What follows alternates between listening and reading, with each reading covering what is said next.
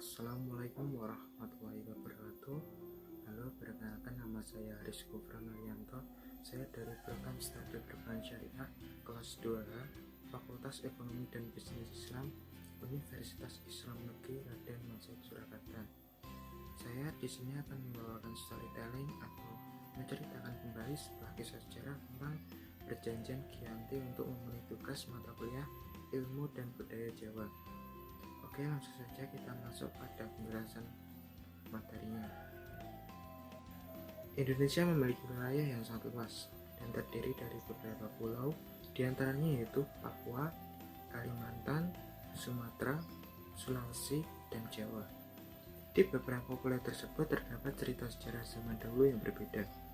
Salah satunya yaitu cerita sejarah yang ada di Pulau Jawa, yaitu sebuah perjanjian Giyanti. Mungkin kita pertama-tama bertanya-tanya, apa sih perjanjian Giyanti itu?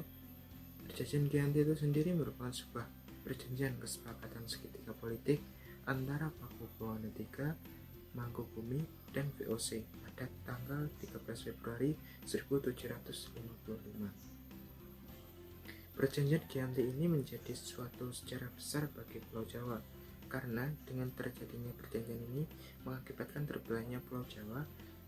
Pengambilan nama Giyanti ini diambil dari lokasi penandatanganan perjanjian, yaitu di Desa Janti. Dalam pelafalan Belanda disebut Giyanti, tetapi dalam penulisan dituliskan dengan tulisan Giyanti. Tempat tersebut disebut tempat Dukuh Karteng Jatiharjo, Karanganyar, Jawa Tengah. Apabila kita masuk ke tempat penandatanganan perjanjian tersebut, kita akan menemukan sebuah batu, di mana batu tersebut digunakan untuk duduk serta dijadikan sebagai meja. Tujuan dari perjanjian ini yaitu untuk meredam api konflik yang telah berlalu larut masa perpindahan Keraton Kartosuro ke Surakarta. Ketika itu, Mangkubumi yang membantu Pakubuwono II dalam meredakan konflik mendapat sebuah hadiah tanah dari Pakubuwono II. Namun tanah yang diberikan itu rupanya menimbulkan kecemburuan sehingga salah satu seorang mengeluhkan ketidakadilan terhadap hadiah tanah yang diberikan kepada Mangkubumi tersebut dan melaporkan kepada Gubernur Jenderal Baron, merupakan sebuah gubernur, sehingga sebagai gubernur mengeluarkan sebuah keputusan yang membuat tanah tersebut tidak jadi dimiliki oleh Mangkubumi, sehingga perlawanan ini mendorong Kolas Heting melakukan perundingan dengan Pangeran Mangkubumi, hingga Harting sepakat dengan keputusan Mangkubumi yang hendak menjadi penguasa di tanah Jawa. Pada 23 September 1754, Pakubuwono II digantikan oleh Pakubuwono III, dan pada 4 November 1754, Pakubuwono III menyatakan persetujuan terhadap hasil perundingan antara Gubernur Jawa Utara dengan Mangkubumi tersebut.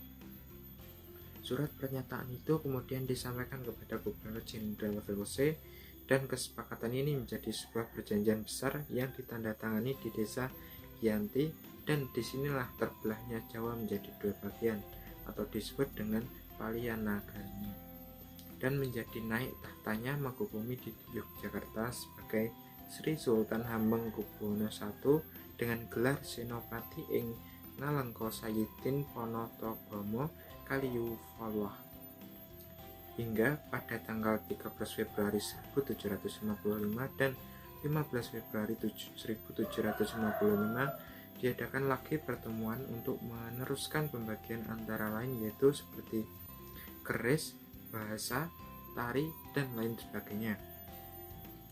Pada Oktober 1755, Pangeran Sambernyawa berhasil mengalahkan salah satu kelompok dari VOC.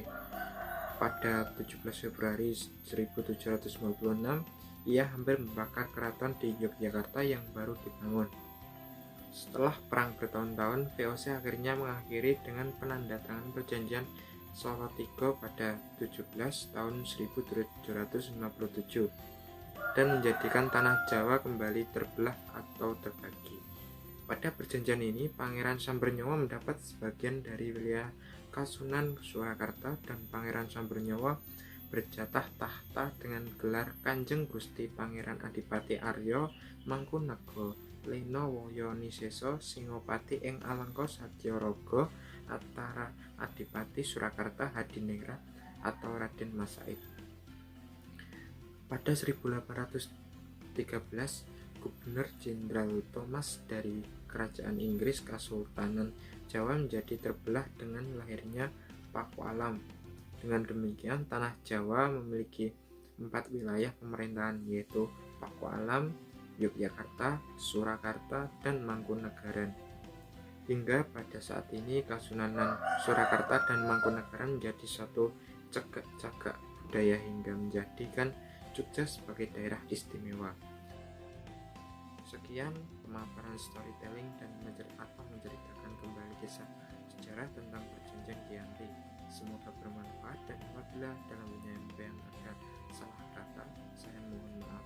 Wassalamualaikum warahmatullahi wabarakatuh.